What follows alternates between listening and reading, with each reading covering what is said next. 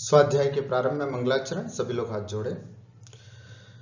ओम नमः सिद्धेभ्यः, ओम नमः सिद्धेभ्यः, ओम नमः सिद्धेभ्यः। नमो अरिहन्ताणं, नमो सिद्धाणं, नमो आयिरीयाणं, नमो उवज्झायाणं, नमो लोये सव्वसाहूणम्।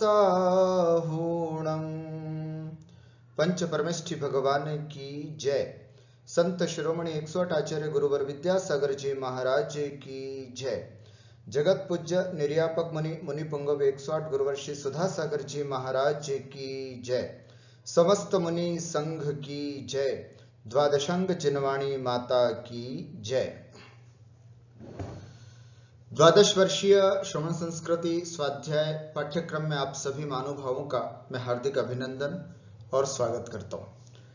प्रथम वर्षीय पाठ्यक्रम का हम यहाँ पर स्वाध्याय कर रहे हैं, जिसमें श्रवण संस्कृति सिद्धांत प्रवेशिका के 3 भाग और छढ़ाला ये 4 ग्रंथ निर्धारित हैं, जिसमें हमने खंड ब के ही अंतर्गत तीसरा पाठ होता है 4 प्रकार का दान।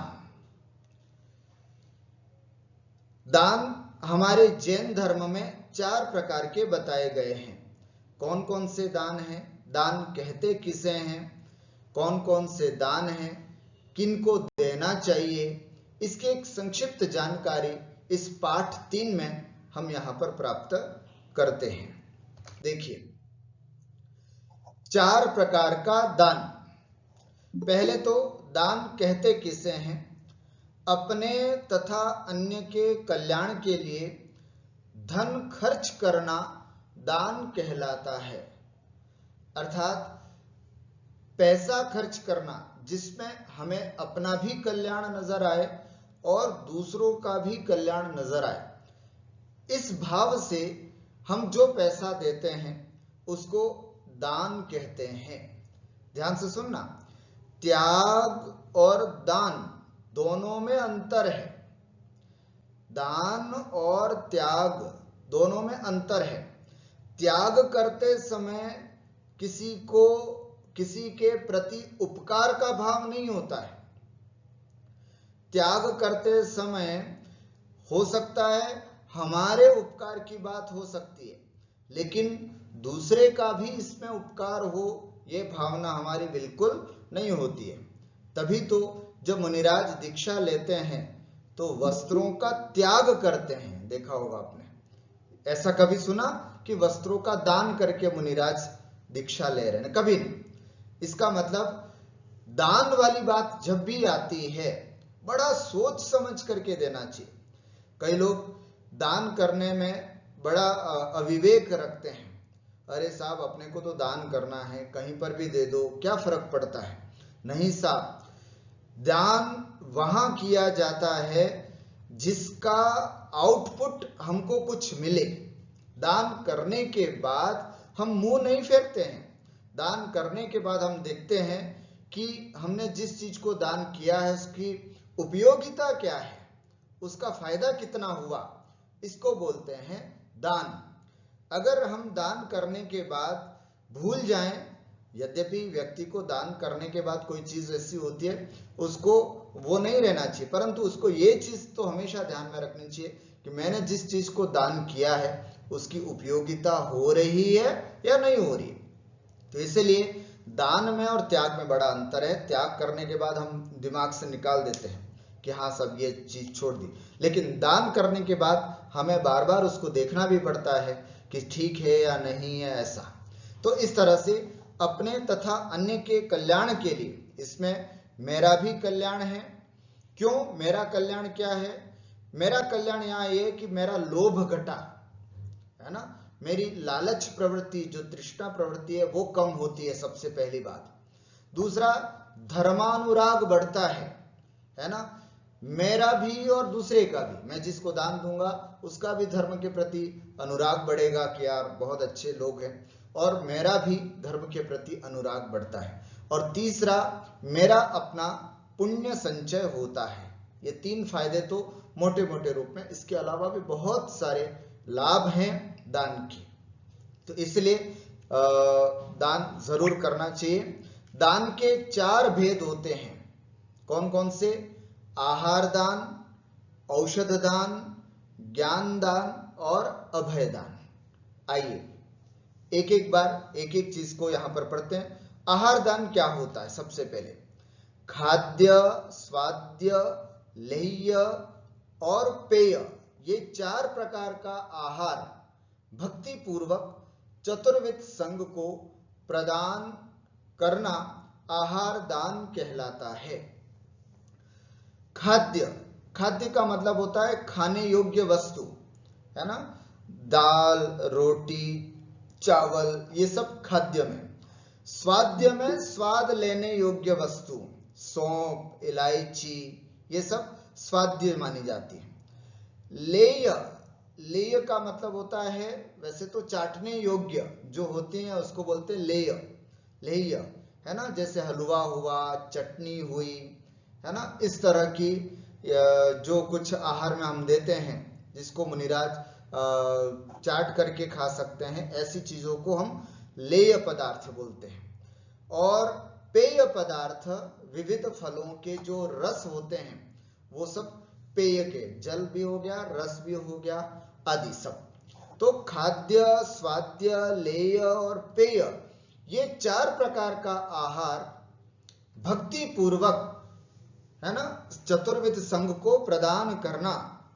चतुर्विध संघ मुनि, आरिका, श्रावक और श्राविका, इन चतुर्विध संघ को प्रदान करना आहार दान कहलाता है। इस आहार दान के बारे में आगे अभी तो विस्तार नहीं करूंगा, अगला ही हमारा चौका शुद्धि कैसी होती है वो पाठ आ रहा है, उसमें हम और अच्छे विस्तार से चर्चा करेंगे। पर हाँ, इतना जरूर कहूंगा कि आहार दान बहुत बड़ा पुण्य का कारण होता है। हम बड़े भाग्यशाली होंगे यदि हम किसी मुनिराज को आहार दे सकते हैं, है ना? या फिर हम सबको अपने 365 दिन में 10 दिन कहीं ना कहीं ऐसे जरूर निकालने चाहिए कि हम कहीं जा करके मुनिराज को या आरिका का संग हो, वहां जा करके आहार दान दे सके। यदि हमारे नगर में साधुओं का आगमन होता है और आहार दान देते हैं तो इससे अच्छी बात और कहीं नहीं हो सकती। लेकिन कभी आसपास कोई साधुओं का आगमन नहीं होता है तो पूरे परिवार के साथ, बच्चों को भी साथ में ले जाएं और 5 दिन, 7 दिन, 10 दिन रुक करके वहां पर, और आहार दान की एक अच्छी आदत, एक अच्छी परंपरा अपने परिवार में रखनी चाहिए। आहार दान से कई फायदे हैं, है ना? सबसे बड़ी बात तो संस्कार आते हैं बच्चों में, और 10 दिन साधुओं की संगति जब होती है तो बहुत सारी बातें हमको शास्त्रों की भी सीखने को मिलती है और साधु की संगति भी मिलती है। ये 10 दिन हमारे 365 दिन में अगर 10 दिन निकालते हैं तो ये बहुत अच्छा रहता है। आहार दान देने वाले व्यक्ति को बहुत सारी बातें ध्यान में रखनी होती हैं, है ना? कि प्रकृति के अनुकूल आहार हो, कौन सा समय चल रहा है, कौन सा सीजन चल रहा है, मुनिराज की प्रकृति क्या है, माता जी की प्रकृति क्या है, वात पित्त कफ कौन सा, किस तरह से बैलेंस करना है, इन सब चीजों का भी बहुत ध्यान रखा जाता है। तो आहार दान देना कोई सामान्य बात नहीं है, बहुत विवेक की बात है। और ज्यादा नहीं तो बहुत सिंपल दान, भोजन कराएं, मुनिराज को आहार कराएं, है ना? आहार करवाएं, भोजन शब्द नहीं होता है साधुओं के लिए, आहार करवाने के लिए बात होती है। तो बहुत सामान्य आहार करें, ज्यादा तामझाम न करें, बिल्कुल सिंपल आहार करवाएं, लेकिन आहार जरूर कराएं। आहार में मात्राओं की संख्या नहीं देखी जाती है कि ओहो कितनी चीजें तुमने बनाई, नहीं, शुद्धता देखी जाती है, परिणामों की विशुद्धता देखी जाती है कि कितने शुद्ध परिणामों से आपने भोजन बनाया। आपके उस 2-3 घंटे की मेहनत से जो आपने आहार दान किया है वही मुनिराज को अगले 24 घंटे उनके परिणामों को संभालते हैं। जैसा हमने आहार दिया वैसा उनका मन होता है। तो इसलिए आहार दान की बहुत बड़ी महिमा है। कभी इसके विषय में और कभी अलग से अपन चर्चा करेंगे। तो ऐसा चतुर्विध संघ को बड़ी भक्ति पूर्वक और बड़े आदर और सम्मान के साथ हमें, और बड़े भावों के साथ हमें मुनिराजों को, संघों को, चतुर्विध संघ को आहार दान देना चाहिए।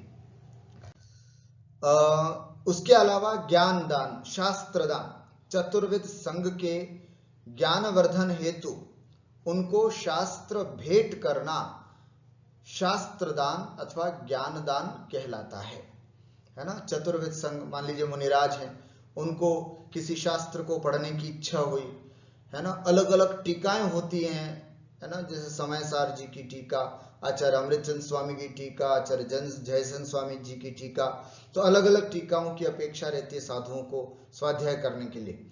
तो हम कभी भी किसी साधुओं के दर्शन करने के लिए जाएं तो हाथ जोड़ करके यही निवेदन करें कि मुनिराज किसी शास्त्र आदि की अपेक्षा हो तो मुझे आदेश करें, मैं ला करके देता हूँ। ऐसी बात उनके सामने जब भी कभी जाएं, जब भी किसी साधु के दर्शन करने जाएं, तो ये जरूर उनसे पूछना चाहिए कि कोई शास्त्रवादी की अपेक्षा है, कोई आपको स्वाध्याय में जरूरत है तो मुझे बताइएगा, मैं उसको ला करके देता हूँ। ये बातें पूछनी चाहिए। ऐसा नहीं कि महाराज जी बहुत गर्मी हो रही है, आपके लिए कूलर या एसी की व्यवस्था कर दूं, ये नहीं पूछना। उनको पथभ्रष्ट करने वाली चीजें नहीं पूछना। क्या पूछना कि आपको शास्त्र की अपेक्षा है ना, तो मैं ला करके देता हूँ। आपको लिखने के लिए पेन है कि पेन वगैरह है या नहीं है ना, तो इसकी मैं व्यवस्था कर देता हूँ। शायद पेज आपके पास खत्म हो गए तो मैं पेज ला करके दे देता हूँ। ऐसी भावना हमेशा अपनी होनी चाहिए। औषधि दान, चतुर्विध संघ का कष्ट दूर करने हेतु अनुकूल औषधि प्रदान करना औषधि दान कहलाता है। मुनिराज हम सब जानते हैं एलोपैथिक लेते नहीं, आयुर्वेदिक औषधि ही लेते हैं, और कई बार ऐसा स्वास्थ्य खराब हो जाता है कि हम सब तो एलोपैथिक लेकर के ठीक हो जाते हैं, लेकिन मुनिराजों की 24 घंटे में एक बार ही तो आहार करना है, आहार करते समय औषधि लेना है, तो हमें जैसे भी बने तैसे उनके लिए है ना औषधि की व्यवस्था करके, अगर उनका स्वास्थ्य ठीक नहीं है तो ये हम सबकी जिम्मेदारी बनती है कि उनके अनुकूल जो भी औषधि बनती है उसको वहां पर पहुंचाएं और उनको औषधि देवें। ये उनके प्रति हमारा औषधि दान कहलाता है। या फिर आहार में भी कुछ ऐसी वस्तुएं दी जा सकती हैं है ना, यद्यपि वो तो आहार दान में आता है, लेकिन कुछ ऐसी वस्तुएं दी जाए जिससे कि उनके शरीर के अनुकूल हो, वो भी सब इसी दान के अंतर्गत आता है। तो मुनिराजों के लिए औषधि की व्यवस्था करना, संघ के लिए औषधि की व्यवस्था करना औषधि दान के अंतर्गत है। अभय दान, अभय दान क्या होता है साहब? चतुर्विध संघ को ठहरने हेतु वसति का प्रदान करना अभय दान कहलाता है। वसति का क्या होती है? साधुओं के ठहरने का जो स्थान होता है उसको बोलते हैं वसति का। आजकल इसको संत भवन भी बोलते हैं, अपने मंदिरों में होता है ना संतशाला, संत भवन, ऐसे। तो हमारे मंदिर में या हमारे समाज में कभी भी इस तरह की कोई संत भवन बन रहा हो, संतशाला बन रही हो, तो अपनी तरफ से भी अगर हम समर्थ हैं तो 1 कमरा 2 कमरे ऐसे जरूर बुलवाना चाहिए है ना, और पूछ लीजिएगा कि इनका उपयोग किस तरह से हो रहा है, साधुओं के ठहरने के लिए हो रहा है, तो उसका पूरा का पूरा पुण्य अपने को प्राप्त होता है। तो ऐसे अभय दान भी हम कर सकते हैं। अथवा ऐसा भी हो सकता है कि हमारे नगर में मुनिराज आए हैं, मंदिर में कोई संतशाला नहीं है या कोई धर्मशाला नहीं है, तो हमने अपने ही मकान में 2 रूम खाली कर दिए ऊपर अलग से, वहां मुनिराजों को या माताजियों को ठहरा देना, इसको भी अभयदान कहते हैं। तो इस प्रकार ये 4 प्रकार के दान हुए। दान का उत्तम फल पात्रों को देने से ही प्राप्त होता है, ये बात जरूर ध्यान रखना। ये 4 प्रकार का दान, आहार दान, ज्ञान दान, औषधि दान और अभय दान, उत्तम फल अगर हम प्राप्त करना चाहते हैं तो उत्तम पात्रों को अगर हम देते हैं तो इसका फल हमको अच्छा मिलता है। फिर प्रश्न होता है कि साहब ये पात्र कौन होते हैं? तो ये 3 प्रकार के पात्र होते हैं। कौन कौन से?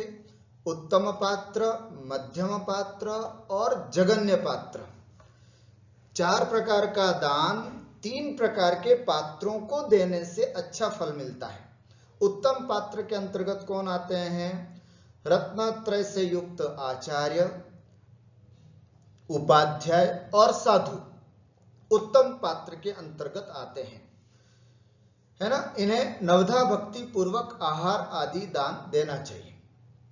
अगर हम 4 प्रकार के दान देना चाहते हैं तो इस पूरी दुनिया में सबसे उत्तम पात्र अगर कोई है जिसको दान देने से बहुत सारा पुण्य लगता है, बहुत सा पुण्य, तो वो कौन है ना। कहते हैं ना कि 1000 अजैनों को भोजन कराएं उससे ज्यादा पुण्य किसी एक जैन को कराने से लगता है। हजारों जैनों को भोजन कराएं उससे कई ज्यादा एक व्रती को भोजन कराने से पुण्य लगता है। कई व्रतियों को भोजन कराएं, आहार कराएं, उससे कई ज्यादा पुण्य किसी आर्यिका, किसी एल्लक, किसी क्षुल्लक को आहार कराने से प्राप्त होता है। और कई आर्यिका, एल्लक, क्षुल्लक को आहार कराने से जितना पुण्य प्राप्त नहीं होता उससे ज्यादा, है ना, एक आचार्य अथवा एक उपाध्याय अथवा एक साधु को आहार कराने से पुण्य मिलता है। अब सोचो, यदि हमने किसी मुनिराज को आहार कराया, किसी साधु उपाध्याय आचार्य को आहार कराया अपने घर पर, है ना, अपने घर में बुला करके नवधा भक्ति से, तो सोचो कितना बड़ा पुण्य, कितना बड़ा पुण्य। अगर हमारे अंदर सामर्थ्य नहीं है कि हम अपनी पूरी समाज को भोजन कराएं, कोई दिक्कत नहीं, लेकिन नगर में जब साधु आए तो जरूर आहार कराना, कैसे भी तरह से, किसी भी तरह की कोई भी व्यवस्था बनाए, लेकिन अपने घर पर साधु का आहार जरूर कराना, है ना, क्योंकि ये उत्तम पात्र हैं, उत्तम पात्र हैं। साधु को दिया गया आहार, है ना, आगे जाकर के परंपरा से मोक्ष का कारण बनता है। साधु को दिया गया ज्ञान, दान जो भी है, ये सब आगे जाकर के कैवल्य का कारण बनता है।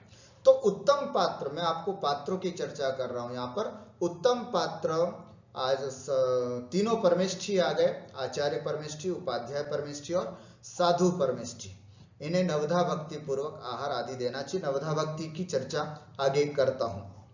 मध्यम पात्र के अंतर्गत आर्यिका माता जी, एल्लक जी, क्षुल्लक जी तथा प्रतिमाधारी श्रावक। प्रतिमाधारी का मतलब दूसरी प्रतिमा से लेकर के 10वीं प्रतिमाधारी तक, 10वीं प्रतिमाधारी तक, ये सभी प्रतिमाधारी। प्रतिमाएं क्या होती हैं, है ना, ये व्रतों के अलग अलग स्टेप्स हैं, अलग अलग, इसकी चर्चा अपन आगे करेंगे।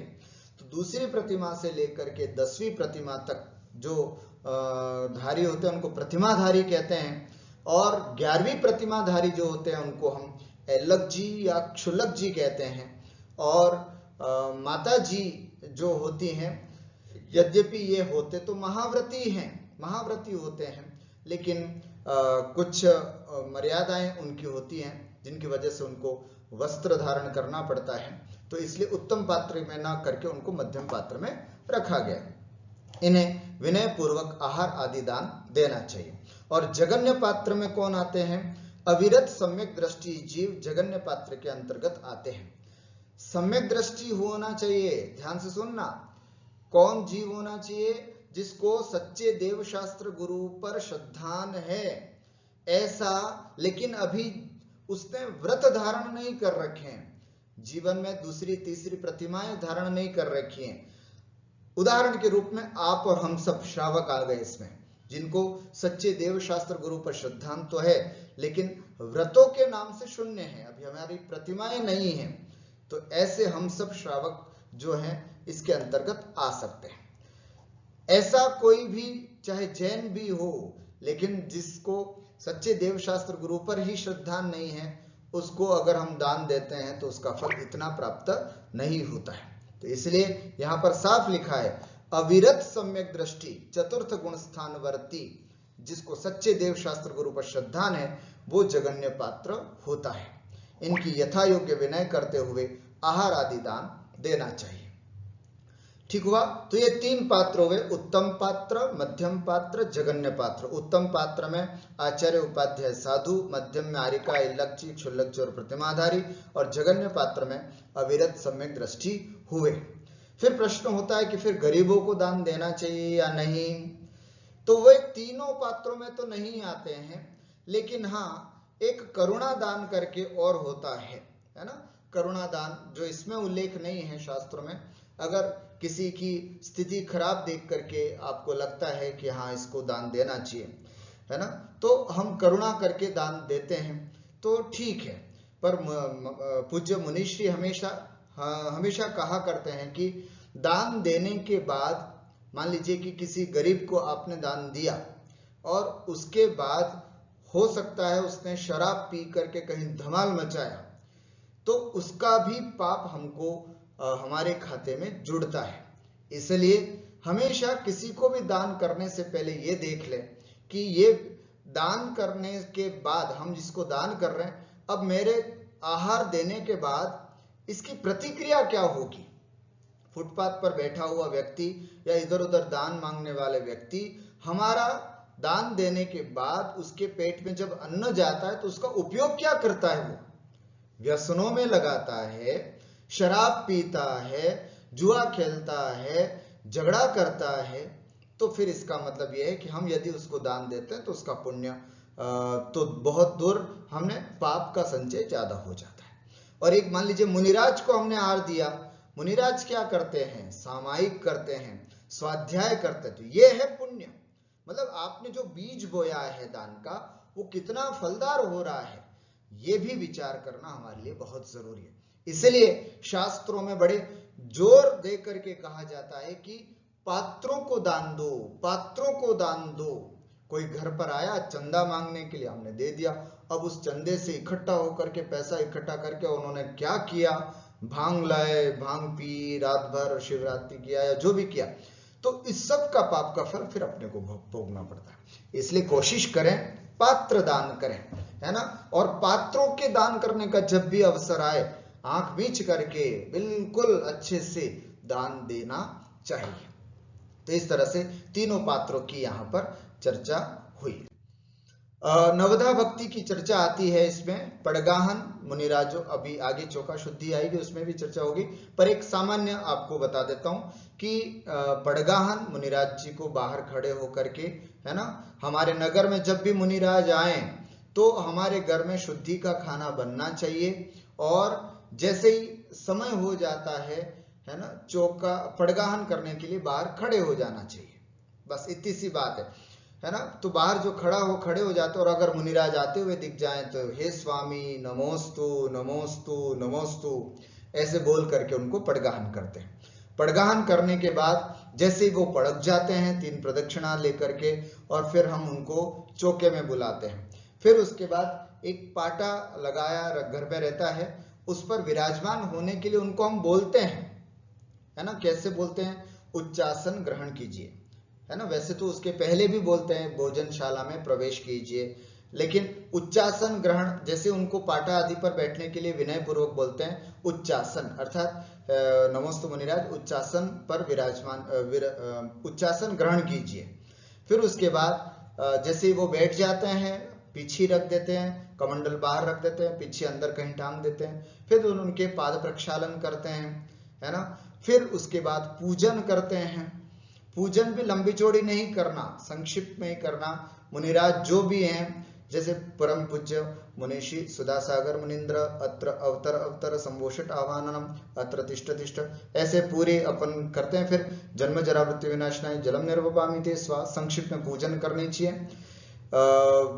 कई लोग ऐसे अविवेक होते हैं कि, एक तो पूज्य मुनिषी ने एक घटना सुनाई थी कि 3 किलोमीटर तो चल करके लेके गए, और उसके बाद फिर पूजन करने बैठे तो ये विधि ठाड़ो ये के यूं करके बोलना चालू किया, तो पूरी पूजन उसने 20-25 मिनट तक तो पूजा करी। ऐसा नहीं, ये विवेक होता है साधु का, है ना। विदिन 2 and 3 मिनट्स में अपनी पूजा कंप्लीट करें पूरी। तो ऐसे पूजन, फिर उसके बाद नमोस्तु जरूर करना, कई लोग नमोस्तु करना भूल जाते हैं, सीधा हड़बड़ाहट में रहते, पूजन कर दिया और लास्ट में जयमाला का अर्घ्यम निरूपयामि ते स्वाहा, चलो फटाफट आ जाओ, शुद्धि बोलो, ऐसे करने लग जाते हैं। परंतु महाराज जी तब तक अंजलि नहीं खोलेंगे जब तक कि, अब सब लोग शुद्धि बोल रहे हैं, एक घटना हमने ऐसी भी सुनी थी, सब लोग शुद्धि बोल रहे हैं लेकिन महाराज जी अंजलि छोड़ ही नहीं रहे। क्यों? क्योंकि नवधा भक्ति में एक कमी रह गई। सबको पूजन होने के बाद सबको नमोस्तु महाराज जी नमोस्तु ऐसा बोलना, ये नमस्कार भी एक नवधा भक्ति में होता है, तो वो भी जरूर बोलना चाहिए। फिर उसके बाद है ना, जो थाली लेकर के आते हैं वो दिखाते हुए है ना, उसको पहले अच्छे से दिखा दें और फिर उसको रख करके हाथ जोड़ करके मन शुद्धि, वचन शुद्धि, काय शुद्धि, आहार शुद्धि, आहार जल शुद्ध है, ऐसे बोलना चाहिए। और फिर अंजलि छोड़ नहीं, मुद्रा छोड़ अंजलि ग्रहण कर आहार ग्रहण करें, ऐसे करके अपन बोलते हैं। ये आगे भी पाठ में आएगा और विस्तार से हम उस पर भी बताएं। तो ये नवधा भक्ति होती है, ये स्पेशल हमारे अपने जैन साधुओं को आहार कराने का तरीका है, ये अलग ही तरीका है, ये कहीं पर भी नहीं मिलेगा आपको। तो ऐसी ये नवधा भक्ति के द्वारा ही हम साधुओं को आहार कराते हैं। आप सबसे यही भावना है कि जब भी हमारे नगर में कोई भी किसी तरह के मुनिराजों का या चतुर्वेद संघ का आगमन होता है तो बड़ी श्रद्धा भक्ति के साथ है ना उनको आहार दान करवाना चाहिए। ज्ञान दान, औषधि दान और अभय दान का भी अगर अवसर मिले तो उसको भी पूरा करना चाहिए। इसी मंगलमय भावना के साथ मैं अपनी बात को विराम देता हूँ। बोलिए द्वादशांग जिनवाणी माता की जय।